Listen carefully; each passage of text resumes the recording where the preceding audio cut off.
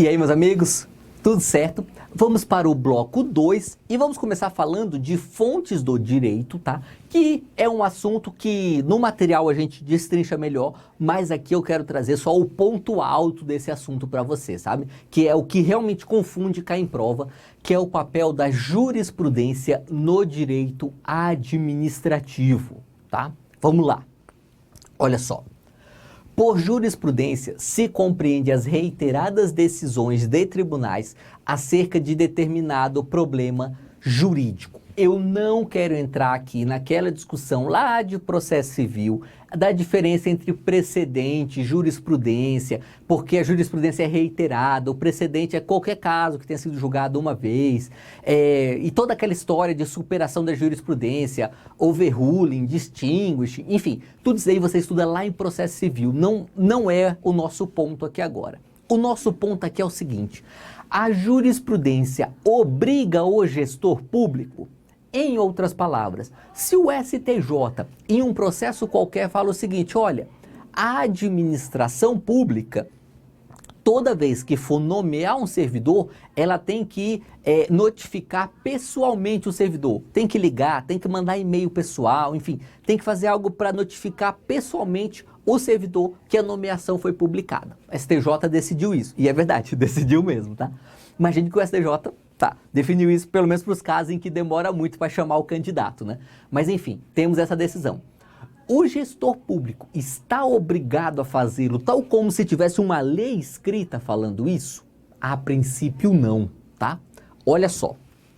Em regra, a jurisprudência não tem força vinculante, ou seja, os tribunais e a administração pública não estão obrigados a seguir os entendimentos dos tribunais superiores, mesmo o STF, tá? Então veja, mesmo as decisões do STF não obrigam a administração pública para casos semelhantes, né? Veja, o que eu estou falando aqui não é quando o STF ou o Judiciário decide um caso específico. Ah, o José entrou com mandado de segurança em face do presidente da autarquia, para o presidente da autarquia dar uma certidão para o José. Nesse caso, o presidente da autarquia está obrigado, mas não porque é jurisprudência, mas é porque tem uma decisão judicial naquele caso concreto.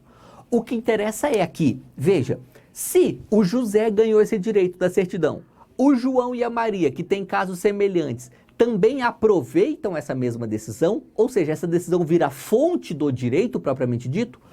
A princípio não vira, tá? Vamos lá, vamos a alguns exemplos aqui para você entender melhor. Olha só um julgado do STJ em 2018. A acumulação de cargos públicos de profissionais da área da saúde, prevista no artigo 37, inciso 16, não se sujeita ao limite de 60 horas semanais, previstos em norma constitucional, infraconstitucional, pois inexiste tal requisito na Constituição Federal. Então, olha só, o STJ falou, olha, não pode limitar a acumulação de cargos só a 60 horas. Por quê? Porque não está na Constituição Federal essa limitação. O único requisito estabelecido para a acumulação é a compatibilidade de horários no exercício das funções, cujo cumprimento deverá ser aferido pela administração pública. Então, se você é aprovado no concurso para defensor público, 40 horas, depois no concurso para professor da Universidade Federal, mais 40 horas, a princípio, se não tiver alguma outra norma, você pode exercer as duas funções com o regime de 80 horas semanais, tá? Não existe essa limitação aqui de 60 horas, segundo o entendimento atualmente é esse entendimento que vale no STJ. O STF vai no seguinte sentido: a existência de norma infraconstitucional que estipula limitação de jornada semanal não constitui óbice ao reconhecimento do direito à cumulação, ou seja, o STF falou, olha, mesmo que nós tenhamos uma norma qualquer infraconstitucional que fale que não pode, por exemplo, uma lei infraconstitucional, que fale que não pode acumular 2 cargos de 40 horas, como não foi a Constituição que estabeleceu esse requisito, pode sim, desde que tenha compatibilidade de horários, ok? Então, tanto o STF quanto o STJ fala, pode acumular mais de 60 horas. Contudo, nenhum desses dois julgados tem força vinculante. Como eles não têm força vinculante, ainda é válido esse entendimento do Tribunal de Contas da União. Olha só, e o que o Tribunal de Contas da União fala? Que é um ato ilegal você acumular 80 horas, tá? Ó, compatibilidade de horários com carga horária de 80 horas semanais, ilegalidade do ato, tá? Então, para o Tribunal de Contas da União, não pode acumular 80 horas. Para STJ e STF, pode. As decisões do STJ e do STF desfizeram esse entendimento do TCU? Não desfizeram. Por quê? Porque não tem força vinculante, tá? Claro que se cair na sua prova sem cobrar a fonte, você vai na decisão do STF, né? Agora, se a sua prova falar especificamente, conforme entendimento do Tribunal de Contas da União, não pode acumular 80 horas, está correto, tá? Está correto, mesmo sendo contrário ao entendimento do STF, ok?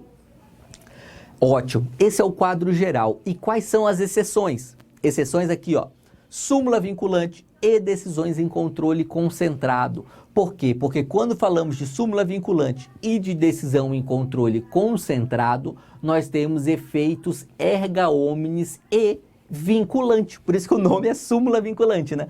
Embora a decisão em controle concentrado também não tenha esse nome, ela também tem o efeito vinculante. Ou seja, vincula, obriga todos os órgãos da administração pública a seguir aquele entendimento. Olha só.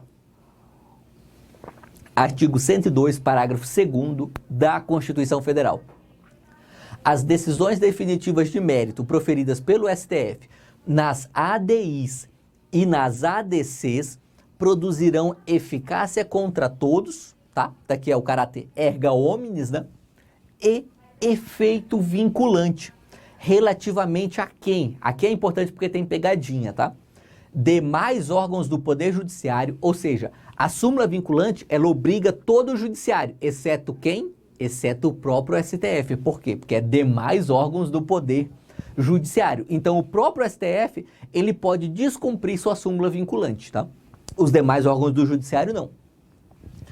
E a administração pública, direta e indireta, das esferas federal, estadual e municipal. O conceito aqui não falou, tá? Não disse, mas talvez ele tenha dito ali quando ele deixou de falar em Congresso Nacional. Porque olha só, ele fala aqui, administração pública direta e indireta, tá? Aqui pode-se entender que o poder legislativo também está incluído, porque como nós já vimos, a administração pública direta não é só o poder executivo, tá? Poder legislativo também.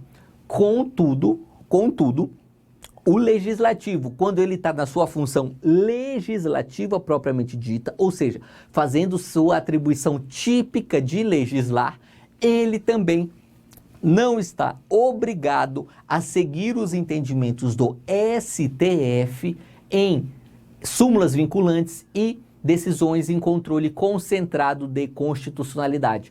Quer um exemplo prático? A gente vai lá para direito ambiental, tá? Direito ambiental, chegamos na questão da vaquejada. O STF tomou uma decisão falando o seguinte, olha, é inconstitucional a prática da vaquejada. Por quê? Porque fere os direitos dos animais, que está resguardado na Constituição brasileira quando fala de meio ambiente, tá? Então, a vaquejada, as normas estaduais que regulamentavam a vaquejada tornaram-se inconstitucionais. O que o Congresso Nacional fez? O Congresso Nacional foi lá e aprovou uma emenda constitucional falando o contrário daquilo que o STF tinha dito. Veja, e o Congresso pode fazer isso? Pode fazer uma emenda constitucional falando o contrário do que o STF disse? Pode. Por que que pode? Porque o Congresso Nacional, na sua capacidade legislativa, principalmente na hora de emendar a Constituição, não está subordinado ao STF, tá? Então, olha só, vamos lá, voltando o quadro todinho para ficar bem claro na sua mente. A jurisprudência, ela vincula os órgãos da administração pública, portanto, é uma fonte de direito? A princípio, não, tá? Exceção, quando nós temos súmula vinculante ou decisão em controle concentrado. Mas mesmo as súmulas vinculantes e decisões em controle concentrado não vinculam o próprio STF e o Congresso Nacional. Ok? O artigo 103A vai falar a mesma coisa, só que para a súmula vinculante. Ok? Vamos lá. Quem tem competência para legislar em direito administrativo? Mudando de assunto agora, vamos falar de competência legislativa em direito administrativo. E aí, olha só, a União, Estados e DF podem legislar concorrentemente sobre o direito administrativo, nos termos do artigo 24 da Constituição. Os municípios, em contrapartida, possuem competência suplementar para legislar sobre a matéria desde que sobre assuntos de interesse local, aqui no artigo 30. Em outras palavras, todos os entes federativos podem legislar sobre o direito administrativo. Por isso que quando você vai fazer um concurso estadual, você tem algumas normas de direito administrativo que você estuda só para aquele concurso. Por exemplo, a legislação de pessoal do estado, tá? Todo estado no Brasil, todo município também, tem o seu próprio estatuto dos servidores, tá? E aí, veja, então quer dizer que todos os entes podem legislar sobre direito administrativo? Sim, é verdade. Mas sobre qualquer tema do direito administrativo, aí a gente vai com uma certa calma. Por quê? Porque nós temos exceções, tá? Existem alguns poucos assuntos, poucos mesmo, que são competência privativa da União. Como são poucos, é relativamente fácil de decorar. Pouco mais ou menos, né? Mas assim, qual é a regra? A regra é, todo mundo legisla. Você só precisa memorizar agora as exceções, que são aqueles assuntos que só a União pode tratar. Olha só, artigo 22, compete privativamente à União tratar de desapropriação, tá? Desapropriação, que é um dos últimos assuntos que a gente estuda em direito administrativo. Pode ficar tranquilo que você vai ver aqui no curso também, tá? Desapropriação, que é uma intervenção na propriedade privada, só pode ser legislada pela União. E aí você presta atenção no detalhe, tá? Legislar é privativo da União. Agora, executar desapropriações não. Aí todos os entes fazem. Então, o Estado de Minas Gerais, ele pode desapropriar bens. Claro que pode, mas usando a legislação federal, não com o Código Mineiro de Desapropriações, ok?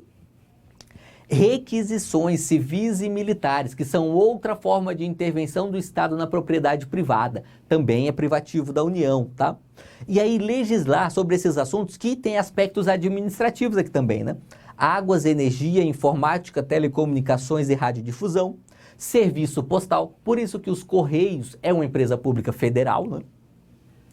Atividades nucleares de qualquer natureza e esse inciso 27, é para matar, sabe? Porque a redação dele é confusa mesmo. Olha o que ele diz. Ele fala que é privativo da União, compete privativamente à União, legislar sobre normas gerais de licitação e contratação. Ou seja, é privativo da União fazer normas gerais sobre esse assunto.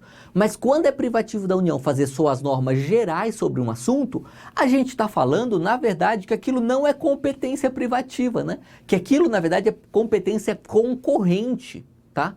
Porque o que caracteriza a competência concorrente é justamente que a União faz as normas gerais e os entes locais fazem as normas específicas conforme as suas peculiaridades locais, tá? Para licitações e contratos, o Constituinte decidiu falar que a União compete privativamente sobre normas gerais de licitações e contratos. Por isso que você tem a 8666, nova lei de licitações, 10.520, tá? Legislação federal. Mas, ao mesmo tempo, você pode ter leis estaduais de licitações e contratos que não falem de normas gerais, né? Que tratem de aspectos específicos. Por exemplo, o estado da Bahia tem a sua própria lei de licitações. São poucos os entes que têm, mas é possível. Então saiba que licitações e contratos, a competência privativa da União é só para normas gerais, ok? Diferente, tá? Só para ficar bem claro, diferente do caso aqui da desapropriação, por exemplo. Porque para desapropriação, não é que a União faz só normas gerais, ela faz todas as normas sobre desapropriação. Estado e município não pode legislar nada quando falamos de desapropriação, ok? Já quando falamos de licitações e contratos, podem. Vamos lá. Um último tema aqui para a gente fechar essa primeira aula, que como eu já falei lá do começo, é uma aula mais leve, mais conceitual. Constitucionalização do direito administrativo. Olha só, a redefinição da ideia de supremacia do interesse público sobre o privado e a ascensão do princípio da ponderação de direitos fundamentais. O que eu quero que você tenha em mente aqui é o seguinte: nós temos o direito administrativo lá desde a Revolução Francesa. Ok. Ele foi se aperfeiçoando no Brasil e a gente começa a ter um direito administrativo mais sério no Brasil, vamos dizer assim, ali em meados do Império, tá? Ali ainda nos anos de 1800 e pouco, por exemplo, em 1850 a gente tem a Lei Gerais de Terras, que tem muitos aspectos administrativos. A gente vai tendo uma série de normas no Brasil que são o que hoje a gente pode chamar de direito administrativo, embora não dessem esse nome naquela época. Ok. Mas quando a gente chega em 88, a gente tem realmente um marco de ruptura no direito administrativo. Porque antes disso, o que valia era o que estava nas leis, tá? Com a Constituição de 88, toda a principiologia, você põe umas aspas aí, espírito da Constituição de 88, passa a alterar o próprio funcionamento e entendimento dos velhos institutos do direito administrativo. Então, desapropriação existe há muito tempo. Há muito tempo. No Brasil, já tem mais de século que existe desapropriação. Mas a partir de 88, a gente começa a garantir um monte de direitos para aqueles que estão tendo seus bens desapropriados, tá? Por quê? Devido aí a todo esse espírito de garantir direitos fundamentais na Constituição de 88. Todo esse fenômeno, tá, que nós chamamos de constitucionalização do direito administrativo. Em palavras bem simples, tá? Se cair na sua prova discursiva, você precisar de um conceito rápido, leva esse conceito contigo. Constitucionalização do direito administrativo é uma releitura dos institutos do direito administrativo conforme a Constituição de 88, tá? Então veja, antes da Constituição de 88, já falávamos em processo administrativo? Falávamos. Então, processo administrativo não é um conceito novo, é um conceito antigo até. Mas depois da Constituição de 88, aí a gente vai começar a falar que todo processo administrativo tem que garantir contraditório e ampla defesa.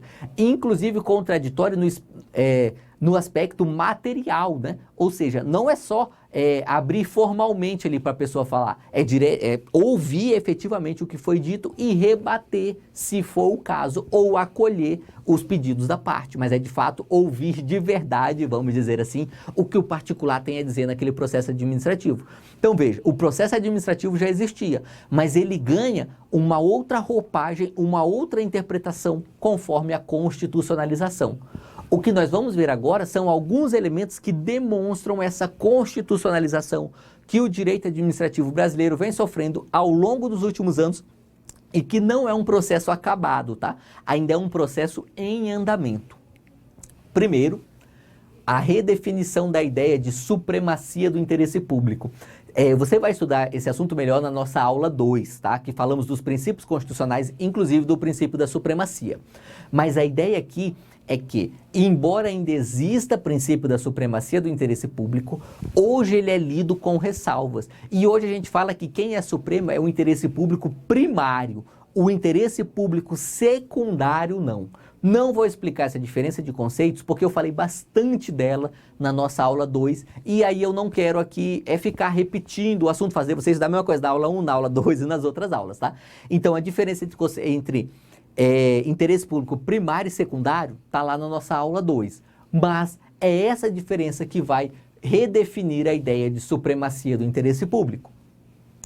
A superação da concepção do princípio da legalidade como vinculação positiva do administrador à lei. Também acabamos abordando isso daqui um pouquinho quando falamos de princípio da legalidade lá na aula 2.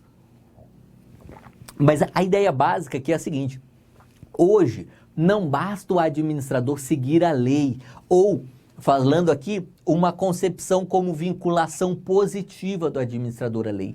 Ele também deve seguir toda a principiologia constitucional, mesmo os princípios implícitos. Qual é um princípio implícito constitucional muito utilizado pela administração pública? O princípio da proporcionalidade, tá? Os atos administrativos, eles devem ser proporcionais. Nisso, veja, não está escrito na Constituição, embora a gente até tenha proporcionalidade em legislação de direito administrativo, né? Mas não está escrito lá na Constituição, tá? E mesmo que não tivesse escrito em nenhuma lei, ainda assim a administração pública tem que tomar decisões proporcionais, decisões razoáveis, vamos dizer assim, ok? Então, toda essa concepção do princípio da legalidade, ela muda. E veja só um exemplo bem prático aqui dessa constitucionalização do direito administrativo com base nessa nova concepção de legalidade. A vedação ao nepotismo, tá? O STF, ele edita uma súmula vinculante proibindo o nepotismo no Brasil, inclusive criando regras para isso, sabe? Falando, olha, é até o 3º grau, inclusive, não pode nepotismo cruzado, enfim, ele estabelece regras e ele faz isso sem ter nenhuma lei falando que o nepotismo é proibido, sem ter nada na Constituição falando que o nepotismo é proibido. Então o STF se baseou no quê? Princípio da moralidade, princípio da impessoalidade e princípio da eficiência, tá? Veja, construiu-se toda uma série de proibições só com base em princípios constitucionais, sem ter nenhuma lei efetivamente vedando, proibindo a prática do nepotismo. Hoje nós temos várias leis estaduais, municipais que proíbem o nepotismo, mas quase todas elas vieram depois da súmula vinculante do Supremo. Aí foi só para os deputados e vereadores passarem bonito para a população, né? Falando, não, a gente está moralizando a administração pública municipal, estadual. Mas porque o Supremo já tinha definido, né? Vamos lá. Mas aspectos aqui da constitucionalização do direito administrativo. A possibilidade de controle judicial da discricionariedade. Nós estudaremos isso mais para frente também. Atualmente, lá nas aulas de atos administrativos, tá? Mas atualmente é possível sim, em alguns casos, o controle judicial do mérito do ato administrativo, tá? E aí eu posso dar um exemplo aqui para você, quando nós temos casos de abuso de poder, sabe? Imagina o seguinte, o caso de desvio de finalidade. Tem lá um servidor público e esse servidor público estadual começa a namorar a filha do governador. Ele mora na capital. Aí o governador olha e fala, esse cara é muito malandrinho, não quero ele com a minha filha não. Eu vou removê-lo. Eu vou remover ele lá para o interiorzão. Se for no Mato Grosso ainda, esse interiorzão pode estar a 1.500 quilômetros de distância. Então eu vou mandar ele lá para aquela cidade, vou tirar ele de Cuiabá, vou jogar ele lá para a Alta Floresta, que ele vai ficar a 1.000 quilômetros de distância da minha filha. Beleza. E ele faz essa remoção, mandando esse servidor para a Alta Floresta. Pensa o seguinte, cara.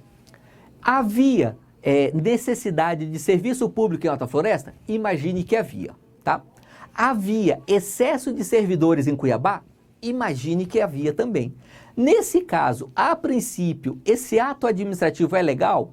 A princípio é, porque a remoção serve para isso, né? Você tem muito servidor em um lugar, pouco em outro, você remaneja ali para ficar um atendimento público adequado, tá?